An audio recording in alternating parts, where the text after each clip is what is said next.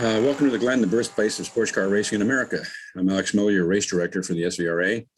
This virtual video will be an operations meeting, and there will still be an in-person drivers meeting with Tony Perillo on Thursday at noon in Victory Circle, so don't miss it.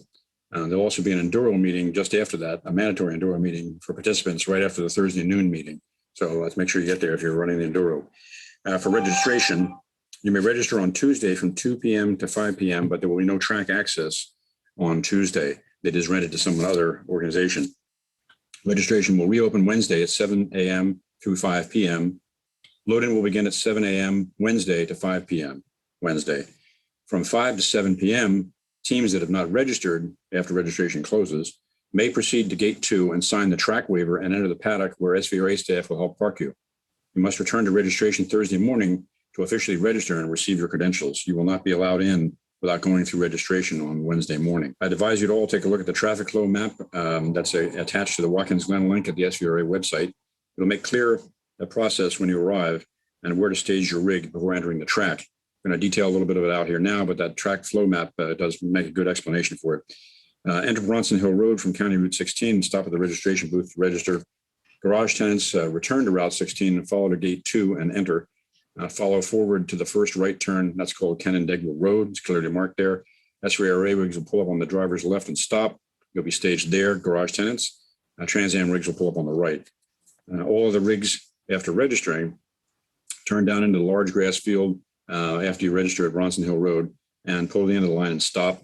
At 7 a.m. Wednesday morning, we'll begin moving the line into the paddock. You'll be directed by SVRA staff to your paddock locations.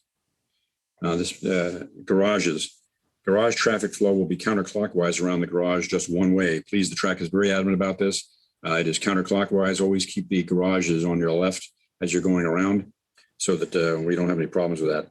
Our final schedule is marked official and should be up to date by the time you receive it at registration. So please believe that schedule. Throw your old provisionals away. Things do tend to change. There's a change here that's going on for tech this year. The tech inspection will not be in the garage area as it has been for years in the past. The tech is moving down to the main paddock. It'll be near the media center. So look for the SVRA tractor trailer. It'll be set up there for tech inspection and administrative functions. It'll be down in the main paddock across from the media center. Speaking of tech, you do not need to go through tech, which opens at 7:30 to get out on the track Wednesday afternoon or Thursday morning. However, you'll need to be teched before you officially start practice Thursday at 1 o'clock. There are 2 sessions of testing. Please use the time to sort out your car. No racing, please. Let's refamiliarize yourself with the track, but no racing, please. I want to talk about orange squares for a moment along the guardrail sections. FIA has a lot of orange sections at the end of guardrails. Those are safe zones. And should something happen and your car falters, please try and get to one of these safe zones off the track. I'd like to keep sessions going as much as we can. UR oiling signs are pretty important. So if you see them on a corner worker showing the big UR oiling sign, that means you're spraying oil somewhere and want you to stop right then. Please stop on off track, pull off track, get to one of those orange zones if you can. Do not drive all the way around to the pit lane. That cleanup turns into a nightmare for us, and it's very particularly difficult at Watkins Glen on time. For your first out lap of the weekend, we'll display the full course yellow flags. They'll be showing them to you as well at the grid before you pull out. The first lap of the weekend for you will display the full course yellows. Please look for those. And you'll know where they are when you use them for racing conditions. The black flag station is at turn 9 on driver's right. That's a left-hander on driver's right. Respect that flag, and if you see the number on the board, you need to come into the pit lane for a conversation. A furl black aimed at you means you did something we didn't like. Change your habits and keep racing. We do require, if you go all 4 wheels off, paving in testing, practice, or qualifying, but not in the race. You must go to the pit lane black flag station for a safety check. If you're okay, we'll be immediately sent back out on the track. If we have to call you into the black flag, you get a 10-second hold. One of our other time killers at Watkins Glen, since it's so far around, do not blow the checker. This is a major loss of track time for the race weekend. It's a long way around, and we lose 5 minutes of track time, your track time, by having someone all by themselves driving around. When you come around turn 11 on your last lap, it's a long way down there to the start-finish line. You should ably see the checker. So please do not go past that checker flag. Come on in when you see the checker. On that cool down lap, please make sure you're maintaining 2/3 race speed so we can get ready for the next session to get out there as quickly as possible. While you're leaving the paddock and the pit lane, The blend line violation is critical here at Watkins Glen. People are coming out of the 90 at race speeds, and they want to make sure that you keep that white line on your left all the way down to the crossover road downstream. If you cross the blend line, you'll receive a stop and go penalty. We'll drag you in.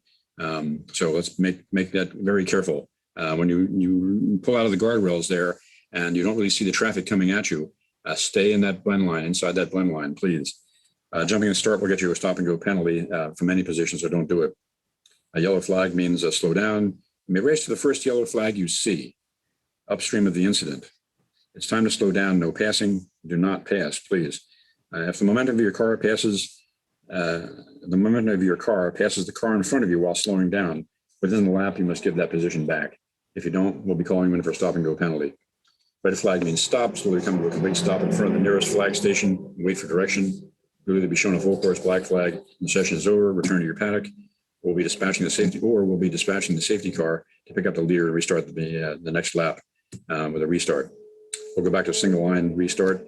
Please keep up the pace on those restarts. I want to make sure that everybody packs up and comes together pretty quickly. So if you're halfway through the pack and you're the back, please come together quickly. If you're a non-self starter, please cautiously return to the pit lane for instructions to not stop out on track. We'll work things out for you in the pit lane. Black flag means return to the pit lane, no passing. And when there's a full black, no passing. Hopefully we'll try to continue whenever possible once we get going again.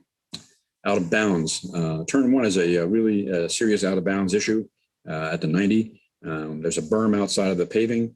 I'll allow you to straddle the berm, but if you go four wheels over it more than once in a session, you'll be black flagged for a stop and go penalty. The consequences downstream are dangerous. While you're going around there in your outlap, take a look. When the gravel trap ends, there's guardrail right there, and you end up with an unsafe reentry back into the track if you can't get yourself back in time. So let's just only straddle the berms or stay with the berm on the left. That's the proper thing to do, but do not go out into there and try and come back in. Over aggressive driving has no place in the SVRA. Driving in a corner and dive bombing from too far back and having an avoidable contact accident is usually the overtaking car's fault. This is not a contact sport. In practice and qualifying, you'll lose your 3 fastest laps and the race will be disqualified. We've had several situations like this in tracks this year, and the drivers were disqualified. I mean it. Let's not crash into each other. Over aggressive driving has got to be controlled here. Be smart and be patient. Pick your places to pass. The pace lap procedure is very important here. So listen up, guys, on pace lap procedure. We're going to do it the same way we did in 2019. Now we'll be using the shortcut course layout for the pace lap. Just the pace lap, not racing. Just follow the pace car out of turn 5 and continue right turn cut onto the short course for the pace lap only. After receiving the green flag and the race begins, all race laps and restarts will use the full long course down the hill into the boot as usual. This saves us about 4 or 5 minutes of your track time each race, which will allow more laps for you to race. So any unauthorized use of this cut will be considered out of bounds. You'll be black flagged immediately. The best time for all qualifying sessions grids you for feature race 1, the results of feature race 1, and grid you for feature race 2.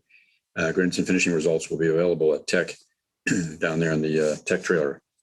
Pit lane speed is 35 miles an hour. The paddock speed is walking, and please keep the fire lanes open. Pets are allowed at Watkins Glen on a 6-foot leash. Please do your pooper scooper thing as necessary. Shorts are permitted in the pits except for during the enduros. Nothing over the wall in shorts. Rental transponders are available at Tech. Sunoco fuel is in a different place this year as well.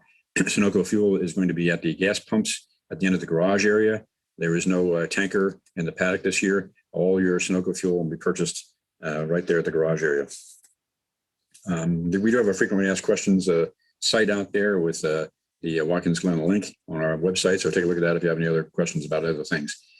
Sunday night stay is in the staging lot out near registration. So we must vacate the paddock. There is someone else that's moving on Monday morning. And so we have to be out of there. Let's get out of there by dark, please. Thanks a lot. And let's have a good race weekend. And thanks for coming to race with us at Watkins Glen.